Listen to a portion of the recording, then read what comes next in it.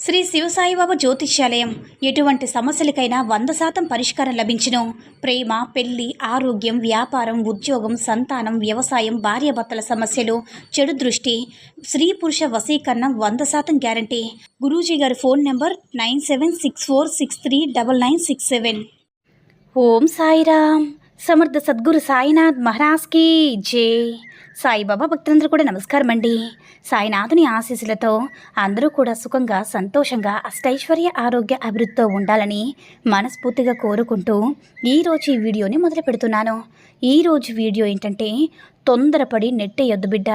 ఈరోజు రాత్రి 10:30 ఒక శుభవార్త నీ చెవున పడ్డం తథ్యం. అదేంటో వెంటనే తెలుసుకోమ్మా అని మన బాబాగారు అయితే ఈరోజు మనకి చాలా అద్భుతమైనటువంటి సందేశంతో అయితే మన ముందుకు వచ్చారండి.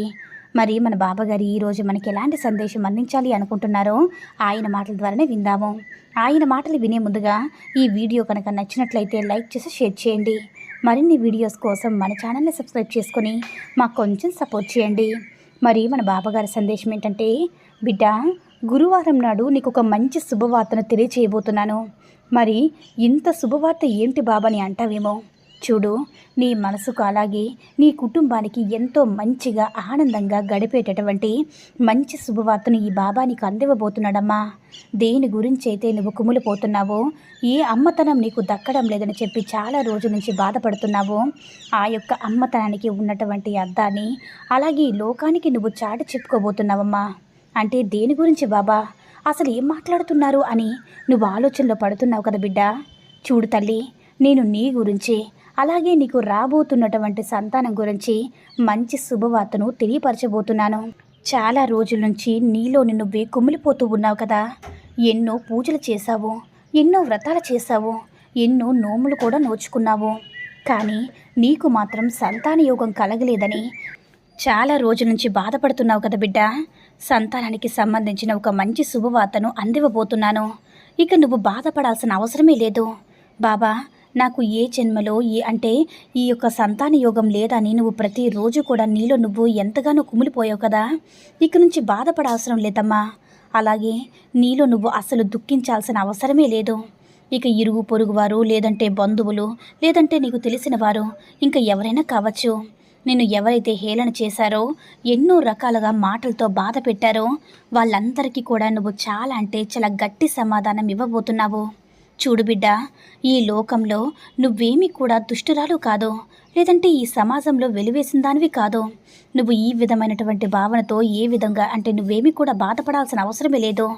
ఎవరైతే నిన్ను హేళన చేశారో వారందరూ కూడా వారి బిడ్డల ద్వారా ముందు రోజుల్లో వారు ఏ విధమైన మాటలతో, చేష్టలతో ఏ విధంగా బాధపడతారో నువ్వే చూసావు కదా.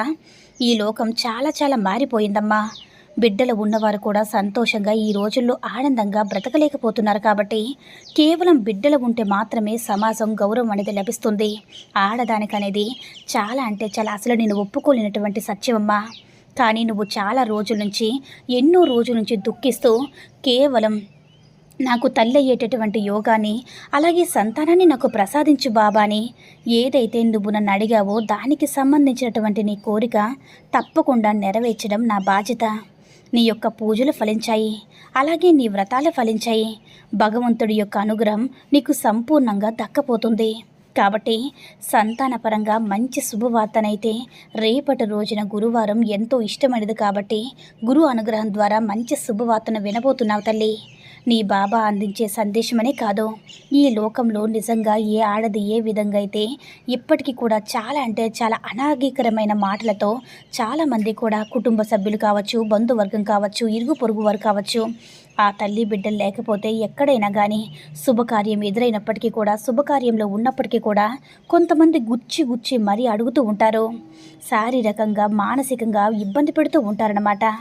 కాబట్టి తల్లి, ఏ సమయంలో ఎప్పుడు ఏది ఇవ్వాలనేది భగవంతుడి చేతిలోనే ఉంటుంది.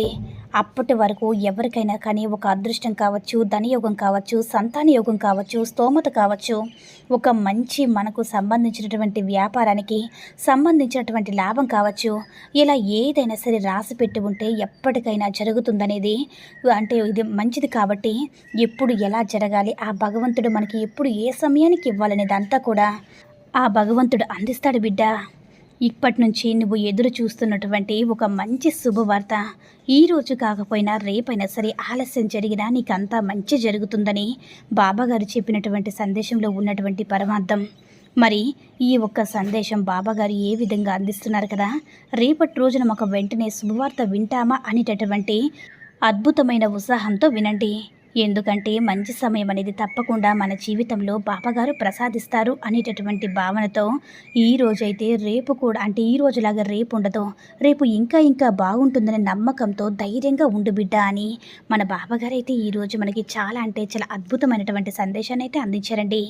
సాయి మహిమల ద్వారా వచ్చిన ఈ సందేశం మీ అందరికీ నచ్చిందని అనుకుంటున్నాను. ఈ వీడియో కనుక నచ్చినట్లయితే మరికొంతమంది బాబా భక్తులకు రీచ్ చేయాలా షేర్ చేసి లైక్ చేయండి. అలాగే మరిన్ని వీడియోస్ కోసం మన ఛానల్ని సబ్స్క్రైబ్ చేసుకుని మాకు కొంచెం సపోర్ట్ చేయండి. ధన్యవాదములు.